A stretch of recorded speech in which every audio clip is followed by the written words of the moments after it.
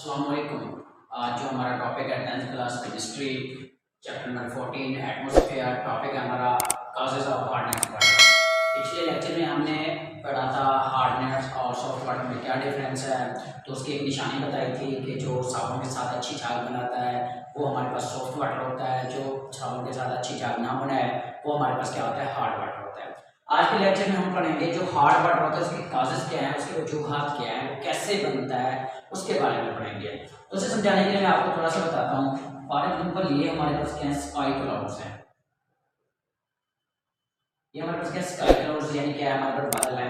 अब बादल से क्या होता है, हमारे पास जब बारिश होती है क्या आता है, पानी आता है। क्या आता है, हमारे पास पानी आता है। ये पानी यानी जो बादल से आता है जब ये एटमॉस्फेयर से गुजरता है तो एटमॉस्फेयर में हमारे पास मौजूद है कार्बन डाइऑक्साइड, उसके साथ ये क्या कर लेता है, उसे ऑब्जर्व कर लेता है, अपने अंदर जज्ब कर लेता है।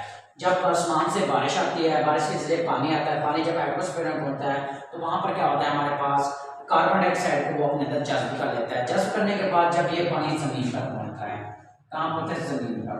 जमीन की जब ये दूसरी बैट्स यानी बैट्स कहते हैं ताउन को, जब ये दूसरी तह पे पहुंचता है तो वहां पर हमारे पास अनसोल्यूबल मैग्नीशियम कार्बोनेट और कैल्शियम कार्बोनेट है।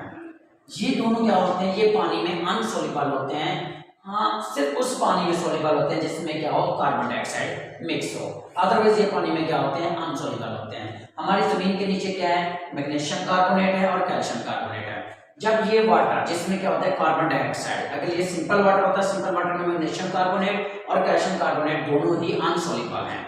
सिर्फ क्या होते हैं, उस वाटर में सोल्यूबल होते हैं जिसमें क्या हो, हमारे पास कार्बन डाइऑक्साइड मौजूद हो। जब ये वाटर कार्बन डाइऑक्साइड मिक्स करके जमीन पर पहुंचता है तो वो आगे इस मैग्नीशियम कार्बोनेट और कैल्शियम कार्बोनेट को मैग्नीशियम बाइकार्बोनेट में चेंज कर देता है और कैल्शियम कार्बोनेट को कैल्शियम बाइकार्बोनेट में चेंज कर देता है।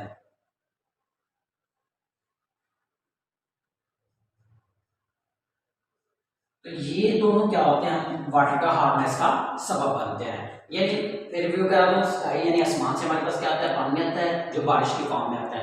वो एटमॉस्फेयर में मौजूद कार्बन डाइऑक्साइड को मिक्स करके जमीन पर पहुंचता है।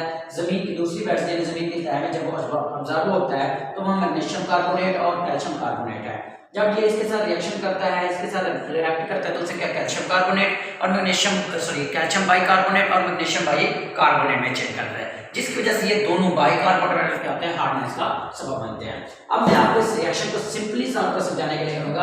आपकी बुक में रिएक्शन में क्या है, पहले ये मैग्नीशियम कार्बोनेट है, फिर कार्बन डाइऑक्साइड, फिर वाटर है। लेकिन मैं आपको इस रिएक्शन को सिंपली समझाने के लिए क्या करूंगा, पहले आप वाटर ले लें क्योंकि वहां से क्या आ रहा है, हमारे पास वाटर आ रहा है प्लस कार्बन डाइऑक्साइड, क्योंकि जैसे भी पानी एटमॉस्फेयर में पहुंचता है तो वो क्या करता है, कार्बन डाइऑक्साइड को जज्ब करता है। और जब ये जमीन पर पहुंचता है वहां हमारे पास क्या है, कैल्शियम कार्बोनेट है, उसके साथ ये ऑब्जर्व होता है। तो ये कौन सा प्रोडक्ट बना देते हैं, मैग्नीशियम बाइकार्बोनेट हमारे पास बन जाता है।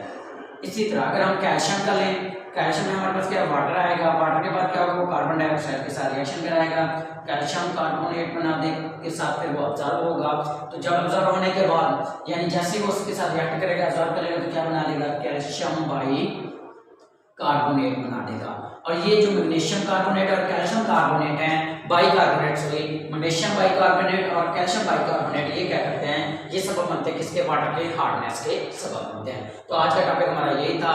नेक्स्ट वीडियो में आपको नेक्स्ट टॉपिक के बारे में पढ़ेंगे कि हम इसको रिमूव कैसे कर सकते हैं।